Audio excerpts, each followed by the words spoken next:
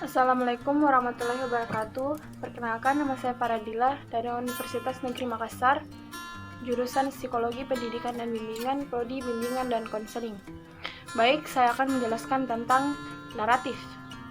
Konseling naratif adalah konseling yang menggunakan cerita narasi dalam pengubahan kondisi konseli. Cerita yang dibuat oleh konseli merupakan cerita yang bermakna dalam permasalahan hidupnya. Dalam proses kolaborasi, konselor membantu konseli mengeksplorasi kisah mereka. Konseli didorong untuk menggunakan kata-kata mereka sendiri untuk menceritakan kisah mereka sendiri yang membawa arti baginya. Konseling naratif mampu menangani seseorang yang mengalami kondisi pesimis hebat, keraguan atas dirinya, mudah marah, tidak peduli, gelisah, cemas, dan beberapa perasaan yang menunjukkan masalah depresi yang dialami, menurut White dan Epson. Naratif terapi berasal dari Australia yang dikerjakan oleh Michelle White dan David Epson, 1990. Michelle White adalah pasangan penemu dari naratif terapi, yaitu David Epson. Dia tinggal di Dulwich Center di Adelaide, Australia. David Epson adalah salah satu pengembang dari naratif terapi. Dia adalah asisten direktur dari pusat terapi Auckland, New Zealand, dan penulis serta mengajar dalam ide-ide naratif. Dia sering melakukan perjalanan internasional, penyajian kuliah dan lokakarya di Australia, Eropa, dan Amerika Utara. Di antara sekian banyaknya, yang menarik dari profesinya adalah bekerja dengan anak-anak penderita asma, membuat kelompok pendukung bagi wanita yang hidupnya terancam, dan menarik hati ayah yang tidak suka menjadi orang tua bagi anak-anaknya. Mengantarkan banyak bukunya, yaitu Terapi untuk Tujuan Mengobati, 1990, Karangan Kehidupan, Wawancara dan Ujian Tulis, 1995, dan Naratif untuk Terapi Kehidupan, 1997. Hakikat manusia. Berdasarkan konsep perilaku manusia, prinsip kerja konseling berdasarkan konseling naratif ini didasarkan pada asumsi sebagai berikut, yaitu 1. Persepsi naratif berfokus pada kemampuan manusia untuk berpikir kreatif dan imajinatif. Praktisi naratif tidak pernah menganggap bahwa ia tahu bahwa lebih banyak tentang kehidupan klien daripada yang mereka lakukan. Kedua, klien adalah penafsir utama pengalaman mereka sendiri. Ketiga, praktisi naratif melihat orang sebagai agen aktif yang mampu memperoleh makna keluar dari dunia pengalaman mereka. Dengan demikian, proses perubahan dapat difasilitasi tetapi tidak diarahkan oleh terapis. Kemudian yaitu tujuan. Tujuan umum konseling naratif adalah membawa konseli agar dapat menggambarkan pengalaman mereka dalam bahasa baru dan segar. Dalam hal ini dilakukan sampai konseli menemukan pandangan baru. Bahasa baru ini memungkinkan klien untuk mengembangkan makna baru lagi, pikiran yang bermasalah, perasaan, dan perilakunya. Terapi narasi hampir selalu mencakup kesadaran akan berdampak dari berbagai aspek budaya dominan pada kehidupan manusia. Praktisi berusaha untuk memperbesar sudut pandang dan fokus serta memfasilitasi penemuan atau pencipta pilihan baru yang unik untuk orang-orang yang mereka lihat. Tahap-tahap konseling naratif yaitu 1. Berkolaborasi dengan konseli untuk datang dengan nama yang dapat diterima bersama untuk masalah tersebut. Kedua, membangun masalah yang menghubungkan pada keinginan yang menekan dan strategis untuk masalah tersebut. Ketiga, menyelidiki bagaimana masalah telah mengganggu, mendominasi atau mengecilkan hati atau mengecewakan konseli. Keempat, meminta konseli untuk melihat ceritanya dari perspektif yang berbeda dengan menawarkan makna alternatif dan peristiwa yang dialaminya. Kelima, Temukan saat-saat ketika konseli tidak didominasi atau berkecil hati oleh masalah dengan mencari pengecualian untuk masalah ini. Keenam, menemukan bukti historis untuk mendukung pandangan baru dari konseli sebagai orang yang cukup kompeten untuk menantang, mengalahkan, atau keluar dari dominasi atau tekanan masalah. Ketujuh, meminta konseli untuk berspekulasi mengenai masa depan, bagaimana yang bisa diharapkan dari kekuatan dan kompetensi seseorang. Kedelapan, menemukan atau menciptakan audiens untuk memahami dan mendukung cerita baru. Teknik konseling, yaitu satu, pertanyaan dan pertanyaan lain. Pertanyaan yang ditanyakan oleh terapis naratif mungkin nampaknya melekat dalam sebuah percakapan yang unik, bagian dari dialog tentang dialog sebelumnya, penemuan kejadian-kejadian unik, atau eksplorasi proses kultur yang dominan dan memberikan perintah. Kedua, eksternalisasi dan dekonstruksi.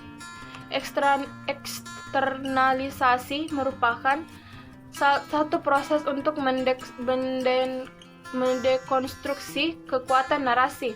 Dalam hal ini berarti menjaga sikap, khususnya tercermin pada bentuk verbal ketika mengacu pada masalah, di mana kesulitan dibawa ke tempat terapis secara implisit, ditandai sebagai sesuatu yang mempengaruhi orang tersebut, bukan sebagai intrinsik karakteristik atau kualitas. Eksternalisasi diwujudkan salah satunya melalui penggunaan metafora. Ketiga, penemuan hasil yang unik. Dalam pendekatan naratif, eksternalisasi, pertanyaan-pertanyaan diikuti dengan pertanyaan untuk mencari hasil yang unik. Terapis berbicara kepada klien tentang momen pilihan atau keberhasilan berkaitan dengan masalahnya. Ini dilakukan dengan memilih perhatian dan beberapa pengalaman yang terpisah dari cerita masalah terlepas pada bagaimana tidak signifikan ini bagi klien. Terakhir yaitu alternatif cerita atau road storying. Membentuk cerita terjadi berulang-ulang dalam dekonstruksi, dan terapis naratif mendengarkan pembukaan terhadap cerita baru. Orang-orang dapat secara kontinu dan aktif mengarang kembali hidupnya, dan terapis naratif mengundang klien untuk mengarang cerita alternatif melalui hasil unik atau sesuatu yang tidak diprediksi oleh cerita yang jenuh masalah.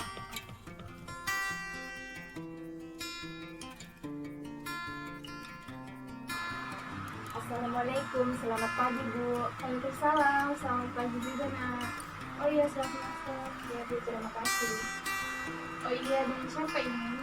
Saya Miranda Bu, saya dari kelas 10 akuntansi 2. Oh, kesini sendirian saja atau ada yang menemani kamu? Saya datang sendiri Bu. Oh begitu, kamu asalnya dari mana nak? Dari Lepang Bu. Oh begitu. Iya Bu. Memangnya kamu kalau ke sekolah naik apa? Saya membawa kendaraan sendiri Bu. Oh begitu. Setelah tadi kami membicarakan sedikit mengenai Miranda, mungkin ada sesuatu yang ingin disampaikan? Iya Bu, ada. Saya ingin berkonsultasi dengan Ibu mengenai apa yang saya rasakan di awal semester ini. Tetapi mungkin waktu saya sekitar 30 menit, soalnya saya ada kelas lagi Bu.